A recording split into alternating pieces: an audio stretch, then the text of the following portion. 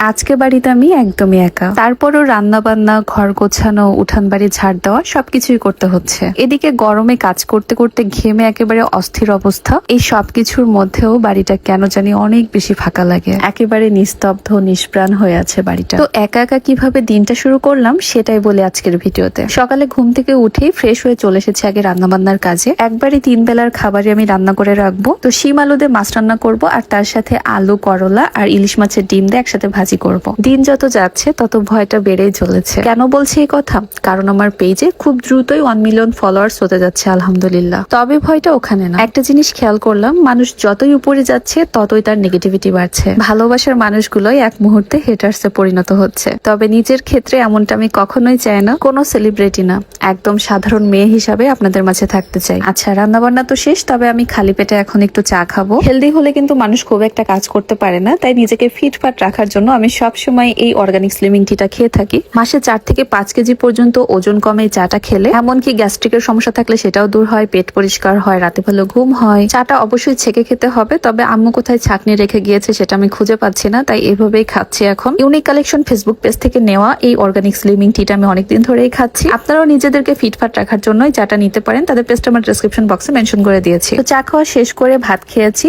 আর এখন চলে আসলাম বাড়ির অন্যান্য কাজ করতে। আমাদের বাড়ির উঠানটা তো অনেক বড়, তো পুরো উঠানটা এখন ঝাড় দিতে হবে। যে কোনো ক্ষেত্রে একটা মানুষের নাম সম্মান অর্জন করতে অনেক সময় লাগে, কিন্তু সেটা নষ্ট হতে লাগে জাস্ট কয়েক মুহূর্ত। আর এইসব দেখে দেখে না এখন কেমন জানি নিজের প্রতি একটা ভয় কাজ করে। মানুষ যত বড় হয় ততই বদলায়, তবে এই বদলটা যাতে কোনো মানুষের নজরে খারাপ না লাগে, শুধু সেভাবেই থাকতে চাই, বাকিটা আল্লাহ ভরসা। আর আজকে এত পরিমাণ গরম পড়েছে, আর এই গরমের মধ্যে কাজ করতে কিন্তু বেশ কষ্টই হচ্ছিল। আর আমাদের বাড়িতে কিন্তু বেশিরভাগ দিনই এটা ওটা কাজ করা হয়। এই যেমন আজকে বাঁশের চটা দিয়ে বেড়া বানানো হচ্ছে। আর এই বাঁশের বেড়াটা কোথায় বাঁধানো হবে জানেন? আপনাদের মনে আছে কিনা জানি না, আমাদের বাড়ির পাশের জমিতে কিন্তু আমি ধান গাছ লাগিয়েছিলাম। মাশাআল্লাহ অনেক সুন্দর গাছ হয়েছে এখন, আর বেশ অনেকটা বড় হয়ে গিয়েছে। আর ইঁদুর আর পাখি যাতে ধান গাছ কেটে না দেয় সেজন্য এই সিস্টেমটা করা হয়েছে। মানে দড়ি ধরে যখন টানা হয় তখন সেটার শব্দের ভয়ে হচ্ছে ইঁদুর পাখি সব চলে যায়। তো যাই হোক, এখন ঘরটা গুছিয়ে ফেলতে হবে। ওই যে বললাম গরমের কারণে কাজ করে হাঁপিয়ে গিয়েছি। আচ্ছা, আর একটা কথা, আমি আমার কাজ নিয়ে আসলে এতটাই ব্যস্ত থাকি যে ঠিকঠাক ভাবে খাওয়া তারপর গোসলের সময়ই পায় না। আমার মনে নেই কবে আমি সময় মতো ভাত খেয়েছি।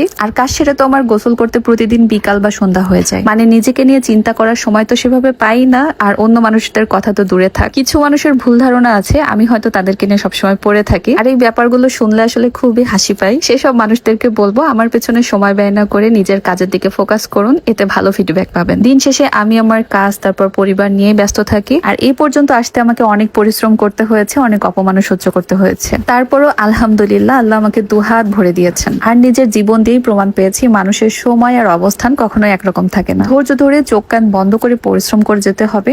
ইনশাল্লাহ সময় একদিন কথা বলবে।